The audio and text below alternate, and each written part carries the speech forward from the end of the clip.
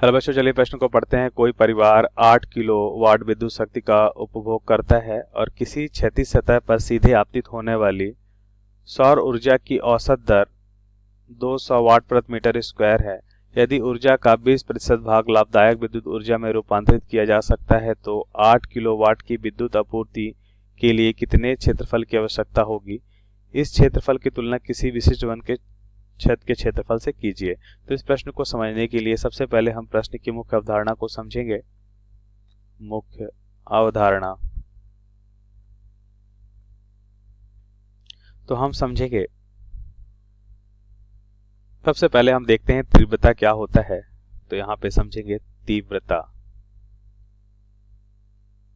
तीव्रता को अगर हम यहाँ पे आई से लिखें तो यह होता है एकांक क्षेत्रफल पे आपतित होने वाला जो ऊर्जा शक्ति होती है, आपतित होने वाली जो शक्ति है वो क्या कहलाती है, तीव्रता कहलाती है। तो यहाँ पे लिखेंगे एकांक क्षेत्रफल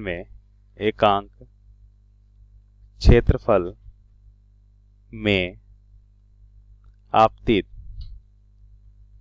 शक्ति तीव्रता कहलाती है। आपतित शक्ति क्या कहलाती है, तीव्रता कहलाती है।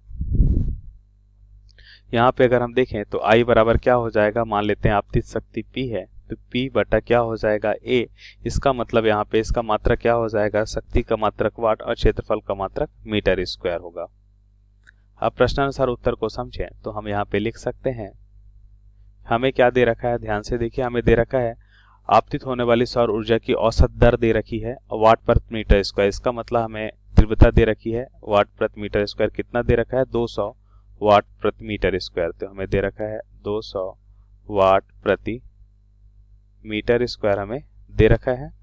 और इसके अलावा हम यहाँ पे देखते हैं, हमें दे रखा है इस ऊर्जा का 20% भाग लाभदायक विद्युत ऊर्जा में रूपांतरित किया जाता है। तो 20% भागी ऊर्जा का हम लाभदायक ऊर्जा के रूप में देखते हैं।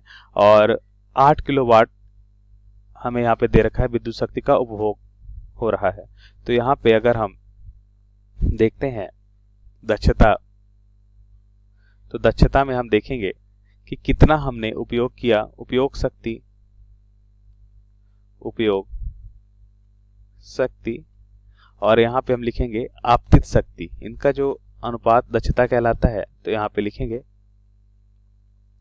आपतित शक्ति।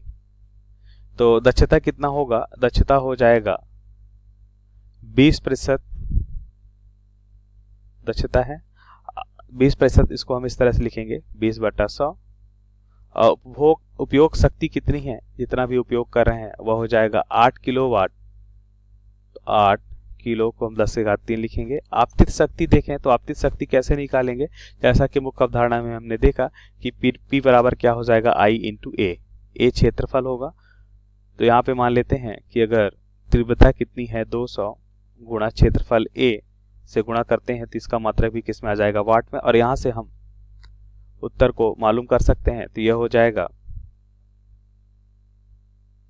2 0 से 2 0 कैंसिल हो गया और यह हो जाएगा 2 चौको 8। ये हो जाएगा 4000/20। तो यहां से हमें क्या मिलेगा, A बराबर हमें मिलेगा 4000/20। तो यहाँ पे हमें मिलेगा 200 मीटर स्क्वायर। तो क्या हमें यही मालूम करना था कि क्षेत्रफल, यहाँ पे हमें मालूम करना है कितने क्षेत्रफल की आवश्यकता होगी। तो हमने बता दिया। और इस क्षेत्रफल की तुलना किसी विशिष्ट वन के क्षेत्रफल से करना है।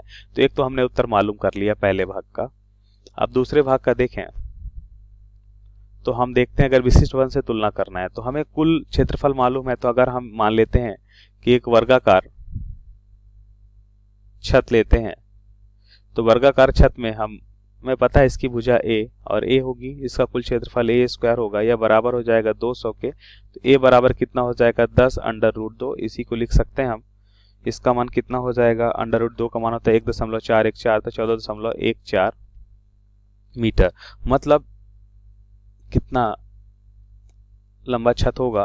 तो देखिए हम यहाँ पे कह सकते हैं कि 14.14 मीटर लंबाई और 14.14 मीटर चौड़ाई